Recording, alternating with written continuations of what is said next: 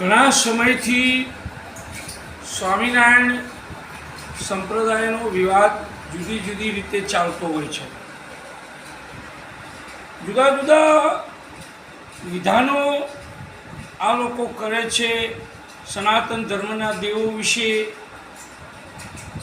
આડું ઉડું જેમ તેમ બોલે, એમને નીચા બતાવે, પોતે ઊંચા છે એવું બતાવે.